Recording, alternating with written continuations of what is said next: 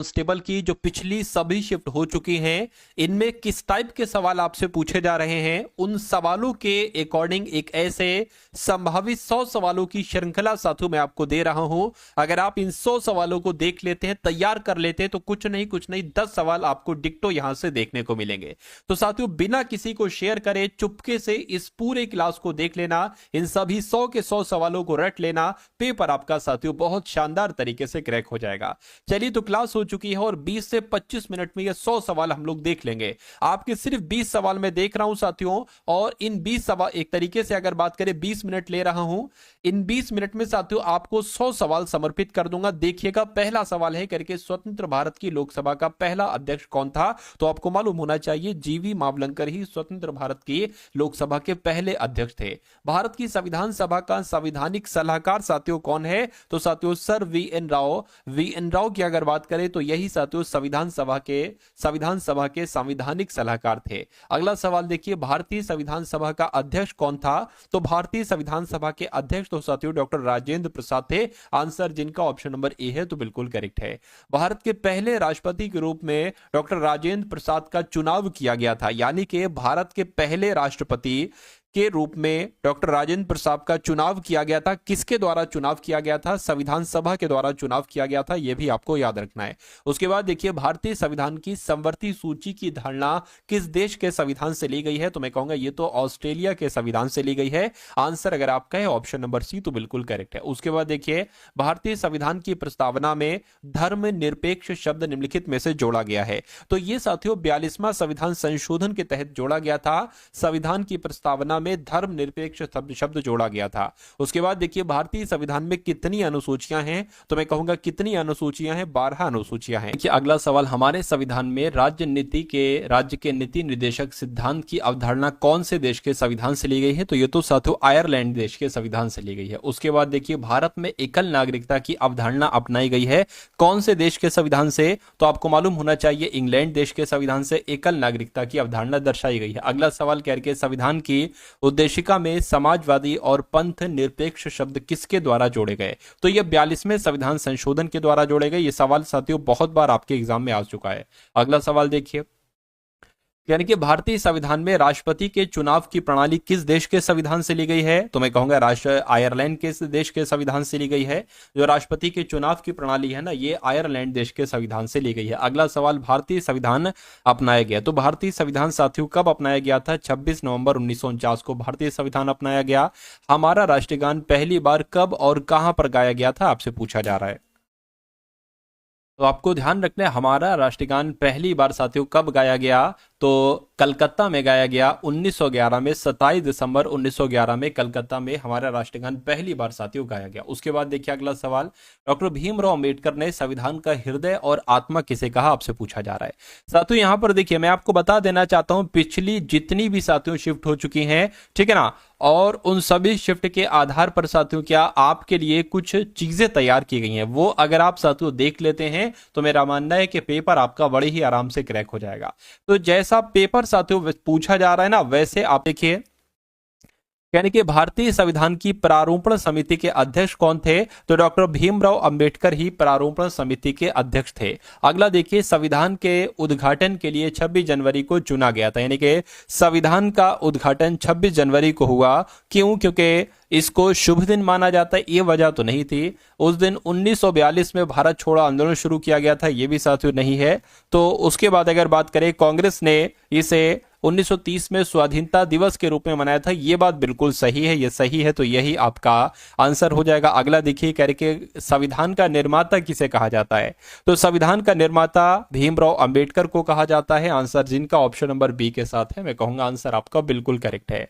भारतीय संविधान में कितने भाग हैं? तो मैं कहूंगा संविधान में कितने भाग हैं? 25 भाग हैं। अगला देखिए, प्रारूप समिति के अध्यक्ष की अगर बात करें तो डॉक्टर भीमराव अंबेडकर ही प्रारूप समिति के अध्यक्ष हैं। उसके बाद देखिए, देखिए संविधान में मूल अधिकार कहां से लिए गए हैं बताइए। तो मौलिक अधिकार की अगर बात करें तो अमेरिका से लिए गए हैं, जो मूल अधिकार है ये कहां से, अमेरिका के संविधान से लिए गए हैं। उसके बाद देखिए यानी कि भारतीय संविधान की 8वीं अनुसूची में कितनी भाषाएं शामिल हैं, तो मैं कहूंगा 22 भाषाएं शामिल हैं, जिनका आंसर ऑप्शन नंबर बी के साथ है, तो बिल्कुल करेक्ट है। अगला सवाल देखिए कह रहे कि भारतीय संविधान में समवर्ती सूची किसके संविधान से ली गई है, तो ये साथियों किसके संविधान से ली गई है, मैं कहूंगा ऑस्ट्रेलिया देश के संविधान से ली गई है समवर्ती सूची। अगला देखिए कह रहे कि भारतीय संविधान के किस अनुच्छेद को डॉक्टर भीमराव अंबेडकर ने भारतीय संविधान का हृदय और आत्मा कहा, तो अनुच्छेद 32 को कहा। क्या साथियों इस सवाल का जवाब होगा अनुच्छेद 32 आपका सही जवाब हो जाएगा। संविधान के अंतर्गत भारतीय लोकतंत्र के आदर्शों को हम कहां देख सकते हैं, तो साथियों प्रस्तावना में हम देख सकते हैं। ठीक है, right answer option number A है। अगला देखिए यानी कि उस देश का नाम बताइए जिसमें संशोधन के लिए प्रक्रियाओं की संवैधानिक सुविधाओं को भारत से उधार लिया गया था, तो मैं कहूंगा जो संवैधानिक प्रक्रियाएं हैं, संवैधानिक सुविधाएं, ये तो दक्षिण अफ्रीका देश के संविधान से ली गई है।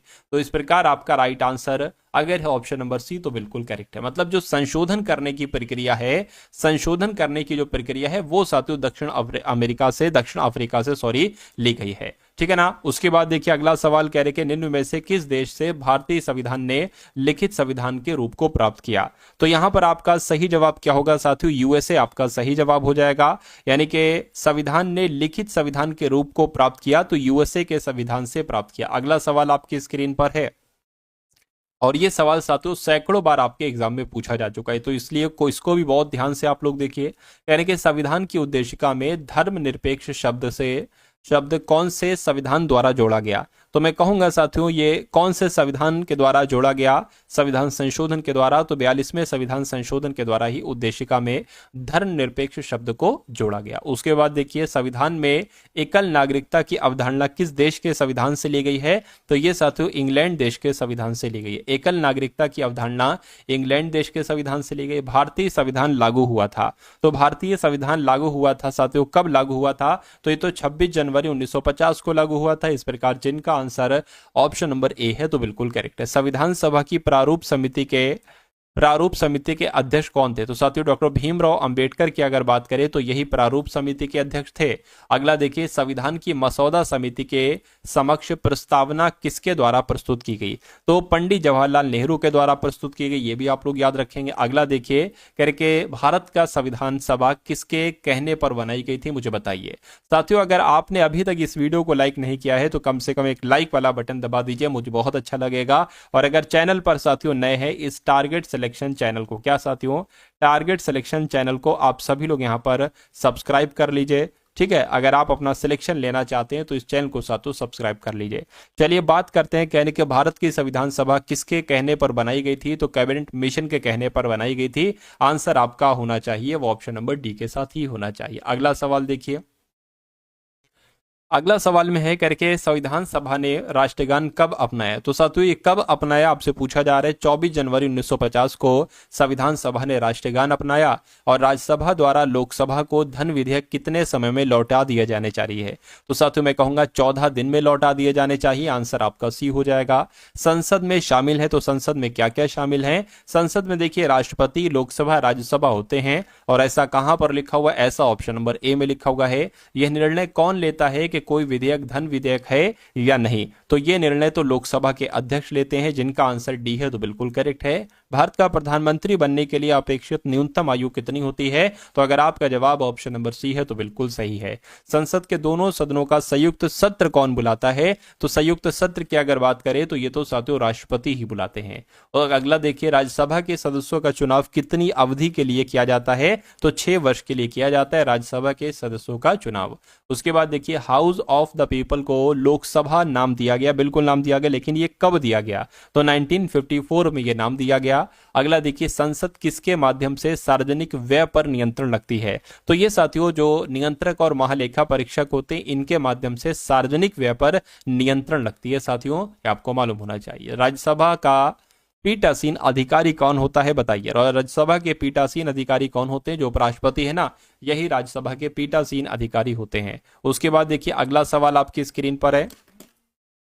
प्रत्येक 6 महीने में संसद की स्वीकृति लेकर राष्ट्रपति शासन अधिकतम कितने समय के लिए बढ़ाया जा सकता है? तो साथियों कितने समय के लिए, मैं कहूंगा 3 साल के लिए बढ़ाया जा सकता है। उसके बाद देखिए संसद के 2 सत्रों के बीच अधिकतम कितना अंतराल होता है? तो साथियों 6 महीने का अंतराल होता है, ये भी आपको मालूम होना चाहिए। भारत का राष्ट्रपति किसका एक अभिन्न भाग है? तो भारत के राष्ट्रपति ये संसद के साथियों अभिन्न भाग होते हैं। आंसर आपका ऑप्शन नंबर ए हो जाएगा। रिट जारी किए जाते हैं, तो रिट जारी किए जाते हैं सर्वोच्च न्यायालय में, उच्च न्यायालय में, राष्ट्रपति द्वारा, या सर्वोच्च उच्च न्यायालय में, दोनों में। तो मैं कह सकता हूं यहां भी और यहां भी, यानी कि दोनों उच्च न्यायालय में, दोनों न्यायालय में साथियों किए जा सकते हैं। अगला सवाल कह रहे हैं किस संवैधानिक संशोधन में संपत्ति का अधिकार मौलिक अधिकार के रूप में खत्म कर दिया गया? तो 44वें संविधान संशोधन में संपत्ति के अधिकार को मौलिक अधिकार के रूप में साथियों खत्म कर दिया गया। भारत के संविधान में प्रेस की स्वतंत्रता किस अनुच्छेद के तहत सुनिश्चित की गई? तो मैं कहूंगा साथियों अनुच्छेद 19 आपका यहां पर सही जवाब हो जाएगा। अगला देखिए अनुच्छेद, कौन सा अनुच्छेद भारतीय संसद को संविधान में संशोधन करने की शक्ति प्रदान करता है? तो मैं कहूंगा अनुच्छेद 368, ये संसद को संविधान में संशोधन करने की शक्ति प्राप्त कर देता है। अच्छा नागरिक, किसने कहा था? अच्छा नागरिक अच्छा राज्य बनाता है और बुरा नागरिक बुरा राज्य बनाता है। तो अगर बात करें साथियों, ये बात तो अरस्तू ने कही थी। आंसर अगर आपका है ऑप्शन नंबर सी के साथ, तो बिल्कुल करेक्ट है। उसके बाद देखिए साथियों अगला सवाल, स्वतंत्र भारत का पहला वित्त मंत्री कौन था? तो इनका नाम साथियों क्या था? ये कुल मिला के आपसे यहां पर पूछा जा रहा है साथियों, बताइए। तो अगर आपका जवाब साथियों आर के षणमुखम शेट्टी है तो बिल्कुल सही जवाब हो जाएगा। इस सवाल का जवाब आपको ऑप्शन नंबर ए के साथ जाएगा। शासन का एक रूप है जिसमें जनता शासकों का चुनाव करती है। तो अगर साथियों बात करें इसको क्या कहा जाता है, इसको लोकतांत्रिक कहा जाता है। क्या लोकतांत्रिक इसको कहा जाता है? आंसर आपका ऑप्शन नंबर सी हो जाएगा। अगला सवाल कह रही है संविधान की संकल्पना का उद्भव सबसे पहले निम्नलिखित में से किस देश में हुआ था? तो किस देश में हुआ था साथियों? सबसे पहले ब्रिटेन में हुआ था। राइट आंसर आपका ऑप्शन नंबर सी हो जाएगा। अगला देखिए कह रही कि देश का प्रथम विधि अधिकारी कौन होता है, बताइए। साथियों यहां पर मैं आपको कुछ बता देना चाहता हूं कि देखिए जो आरपीएफ कांस्टेबल का आपका एग्जाम है ना, इसमें 50 क्वेश्चन साथियों जो जीके के आपके आ रहे हैं, जीके के 50 क्वेश्चन आ रहे हैं, इसमें से तकरीबन तकरीबन 25 सवाल जो आ रहे हैं वो थोड़े आसान आ रहे हैं। यानी कि जैसे मैं आपको सवाल करवा रहा हूं ना, 25 सवाल ऐसे आ रहे हैं। और साथियों इन 25 के भी 2 पार्ट हैं, इसमें से कुछ सवाल साथियों हार्ड आ रहे हैं और कुछ सवाल साथियों मॉडरेट आ रहे हैं। मॉडरेट ज्यादा सवाल आ रहे हैं, ठीक है। तो कुल मिला के साथियों ये जो 25 क्वेश्चन जिस टाइप के आ रहे हैं वो मैं आपको यहां पर करवा रहा हूं, ठीक है। चलिए तो इन सभी 100 के 100 सवालों को साथियों आप लोग देखते जाइएगा और इन सभी सवालों को कोशिश कीजिए कि क्लास में ही आपके तैयार हो जाए, क्लास में ही आपके याद हो जाए। देखिए यानी कि देश का प्रथम विधि अधिकारी कौन होता है? तो महान्यायवादी देश के प्रथम विधि अधिकारी होते हैं। भारत में राज्य का राज्यपाल बनने के लिए न्यूनतम आयु साथियों कितनी चाहिए होती है? तो 35 वर्ष चाहिए होती है। अगर आपका जवाब ऑप्शन नंबर सी है तो बिल्कुल सही है। विधान परिषद की सदस्यता के लिए न्यूनतम आयु क्या होती है? तो 30 वर्ष होती है। क्या विधान परिषद की सदस्य बनने के लिए न्यूनतम आयु 30 वर्ष होती है? और राज्यपाल का कार्यकाल कितने वर्ष का होता है? तो 4 वर्ष का 5 वर्ष का होता है। राज्यपाल का कार्यकाल कितने वर्ष का होता है साथियों? 5 वर्ष का होता है। उसके बाद देखिए सर्वोच्च न्यायालय के न्यायाधीश की सेवानिवृत्ति की आयु कितनी होती है? तो मैं कहूंगा 65 वर्ष होती है। सही जवाब आपका ऑप्शन नंबर बी हो जाएगा। चलिए अगला सवाल देखिए कह रहे कि अविश्वास प्रस्ताव किस सदन में लाया जाता है? तो अविश्वास प्रस्ताव साथियों राज्यसभा में, लोकसभा में या किसी भी सदन में लाया जा सकता है। तो आप लोगों को इतना ध्यान रखना है कि लोकसभा में ही अविश्वास प्रस्ताव साथियों लाया जाता है। अगला देखिए कह रहे कि उच्च न्यायालय, ठीक है, एक उच्च न्यायालय से दूसरे में किसी न्यायाधीश के स्थानांतरण के लिए कौन प्राधिकृत है? तो ये साथियों किसके पास अधिकार है? तो ये तो राष्ट्रपति ये काम करते हैं। आंसर आपका अगर है ऑप्शन नंबर ए तो बिल्कुल करेक्ट है। उसके बाद देखिए उच्चतम न्यायालय और उच्च न्यायालय के न्यायाधीशों को कौन हटा सकता है? क्या इनके न्यायाधीशों को राष्ट्रपति हटा सकते हैं, संसद, या संघीय मंत्रिपरिषद, या उच्च न्यायालय के मुख्य न्यायाधीश हटा सकते हैं? साथियों बताइए। तो साथियों ये अधिकार राष्ट्रपति के पास है। आंसर आपका ऑप्शन नंबर ए हो जाएगा। भारतीय संविधान का अभिरक्षक कौन होता है, बताइए। तो भारतीय संविधान का अभिरक्षक भारत के राष्ट्रपति होंगे, या भारत के मुख्य न्यायाधीश होंगे, प्रधानमंत्री होंगे, या राज्यसभा के अध्यक्ष होंगे? तो आपको ये मालूम होना चाहिए भारत के मुख्य न्यायाधीश ही भारतीय संविधान के अभिरक्षक कहलाए जाते हैं। उसके बाद देखिए राज्य विधानसभा में धन विधेयक किसकी पूर्व अनुमति से प्रस्तुत किया जाता है? तो यहाँ पर राज्य की बात चल रही है तो राज्य के राज्यपाल आपका सही जवाब हो जाएगा। राज्य विधानसभा में धन विधेयक राज्यपाल की पूर्व अनुमति से ही प्रस्तुत किया जाता है। उसके बाद देखिए, कोई व्यक्ति राज्य विधानमंडल का सदस्य हुए बिना अधिकतम कितने समय तक राज्य सरकार का मंत्री रह सकता है? तो कितने वर्षों तक साथियों रह सकता है? मैं कहूंगा 6 महीनों तक रह सकता है। ये आपका जो होगा वो बिल्कुल सही जवाब हो जाएगा। उसके बाद देखिए अगला सवाल, कहने के प्रथम भाषाई राज्य किसे बनाया गया? तो प्रथम भाषाई राज्य साथियों आंध्र प्रदेश को बनाया गया। किसको बनाया गया? आंध्र प्रदेश को बनाया गया। ये आपका बिल्कुल सही जवाब हो जाएगा। भारत के नियंत्रक एवं महालेखा परीक्षक की नियुक्ति, ठीक है, नियुक्ति की अवधि कितनी होती है बताइए। चलिए, तो कितनी होती है साथियों? 6 वर्ष या 65 वर्ष की आयु, जो भी पहले हो। ये आपके सवाल का बिल्कुल सही जवाब हो जाएगा। और जिनका भी आंसर यहाँ पर ऑप्शन नंबर सी था तो बिल्कुल सही था। भारत के प्रथम मुख्य चुनाव आयुक्त कौन होते हैं? तो साथियों सुकुमार सेन होते हैं। यानी कि सुकुमार सेन जो थे ना, ये कौन थे? भारत के प्रथम मुख्य चुनाव आयुक्त थे।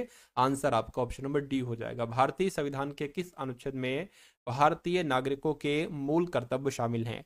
तो मैं कहूंगा अनुच्छेद 51 के का की अगर बात करते हैं तो संविधान के अनुच्छेद 51 के का में भारतीय नागरिकों के मूल कर्तव्य शामिल हैं। भारतीय संविधान के कौन से भाग में मौलिक अधिकारों पर चर्चा की गई है? तो कौन से भाग में मौलिक अधिकारों पर चर्चा की गई है? भाग 3 में साथियों मौलिक अधिकारों पर चर्चा की गई है। चलिए उसके बाद देखिए अगला सवाल, यानी कि संविधान में कितने मौलिक कर्तव्य हैं? तो मैं कहूंगा कितने मौलिक कर्तव्य साथियों? 11 मौलिक कर्तव्य। कितने मौलिक कर्तव्य? 11 मौलिक कर्तव्य हैं। अगला सवाल देखिए, निम्नलिखित में से मौलिक अधिकारों में से किसे डॉक्टर भीमराव अंबेडकर ने संविधान का हृदय और आत्मा कहा था?